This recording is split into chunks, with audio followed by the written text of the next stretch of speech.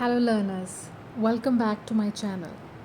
क्या आप भी प्लेन और प्लेन, ब्रेक और ब्रेक जैसे वर्ड्स में कंफ्यूज हो जाते हो? तो आज का वीडियो है स्पेशली आपके लिए। इंग्लिश के वो वर्ड्स जो दिखते बिल्कुल सेम हैं लेकिन मीनिंग अलग। सो वीडियो को एंड तक ज़रूर देखना क्योंकि आप सीखने वाले हो स्पेशल प्रिंसिपल और प्रिंसिपल वर्ड का डिफरेंस। तो चलिए शुरू करते हैं। हमारा पहला वर्ड है प्रैक्टिस। प्रैक्टिस जो वर्ड है वो एक संज्ञा है, यानी कि ये एक नाम है और इसका हिंदी में मतलब है अभ्यास, यानी कि नाम, अभ्यास का नाम। I am doing my practice, यानी कि मैं अपना अभ्यास कर रहा हूँ। और जो प्रैक्टिस है इसकी स्पेलिंग है SE। इसका मतलब है क्रिया और इसका मतलब है अभ्यास करना। ये डिफरेंस है दोनों में कि एक नाउन है और एक वर्ब है। वर्ब वाला प्रैक्टिस जो है वो आई प्रैक्टिस पियानो एवरी डे। मैं हर रोज़ पियानो का अभ्यास करता हूँ। सेकंड जो वर्ड जिनमें कन्फ्यूज़न होती है वो है पीस, PIECE, पीस। पीस का मतलब है टुकड़ा।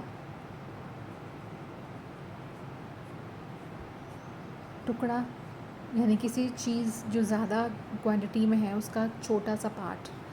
और पीस का मतलब है शांति। पीस जो है टुकड़ा, उसका जो सेंटेंस है वो है give me a piece of cake, यानी मुझे केक का टुकड़ा दो। और पीस जो शांति है, PEACE, peace, I want peace in my life, यानी मुझे मेरी ज़िंदगी में शांति चाहिए। लाइफ का मतलब है ज़िंदगी, मुझे मेरी ज़िंदगी में शांति चाहिए।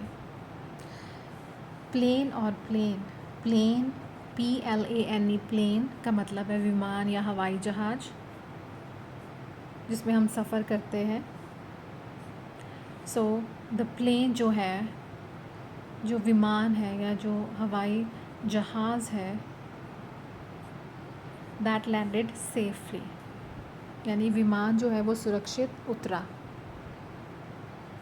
और प्लेन, प्लेन होता है मैदान। मैदान जो समतल भाग है हमारी पृथ्वी का। The plane landed safely, safely का मतलब है सुरक्षित। अब जो मैदान है वो, the plane is very big, यानी मैदान जो है वो बहुत बड़ा है। बिग मतलब बड़ा, और PLAIN मतलब मैदान। अब नेक्स्ट है ब्रेक और ब्रेक। ब्रेक का मतलब है एक क्रिया, तोड़ना। जैसे हमसे कांच टूट जाता है, हम वहाँ पर ब्रेक लगाते हैं। Do not break the glass, यानी कि जो कांच है वो मत तोड़ो। ब्रेक मतलब तोड़ना और ग्लास मतलब कांच। नेक्स्ट है ब्रेक, मतलब यंत्र जो हमारे साधनों में लगा होता है। ब्रेक जिसे हम कहते हैं, साइकिल में लगा होता है या हमारे हर तरह के जो यातायात के साधन हैं उनमें लगा होता है। Use the brake to stop, यानी रुकने के लिए ब्रेक लगाओ। दैन स्टेशनरी और स्टेशनरी देखने में बिल्कुल सिमिलर है लेकिन हल्की सी स्पेलिंग में फ़र्क है इस पर। जो स्टेशनरी ERY से है उसका है लेखन सामग्री, जो हम अपने कॉपी, पेन, पेंसिल यूज़ करते हैं। पूरी वो जो सामग्री है कलेक्टिवली हम उसको स्टेशनरी कहते हैं। इसमें सारा कुछ आ जाता है, पेन, पेंसिल, हमारे rubber. I bought some stationery, यानी कि मैंने कुछ स्टेशनरी खरीदी, यानी कि कुछ लेखन सामग्री खरीदी। देन स्टेशनरी का मतलब है जिसमें NARY से हमारे स्पेलिंग होते हैं। इसका मतलब है स्थिर रहना या जो हिलता नहीं है, जो एक जगह रुक जाता है। द कार वॉज स्टेशनरी, यानी जो गाड़ी है वो रुकी हुई थी, गाड़ी रुकी हुई थी। सो ये स्पेलिंग आपने ध्यान में रखते हैं। हल्का सा सिर्फ ई और ए का डिफरेंस है। I bought some stationery and the car was stationary. Then principal. अब आते हैं हम खास वाले वर्ड्स में जिसमें बहुत सारा कन्फ्यूज़न है। जो प्रिंसिपल है, PAL, प्रिंसिपल, वो है हमारे प्रधानाचार्य, जो हमारे स्कूल के हेड होते हैं। बहुत सारे बच्चे प्रिंसिपल में भी PL ही कर देते हैं, कंफ्यूज हो जाते हैं। So the principle of my school is strict, यानी मेरे स्कूल के जो प्रधानाचार्य हैं वो बहुत ही स्ट्रिक्ट है।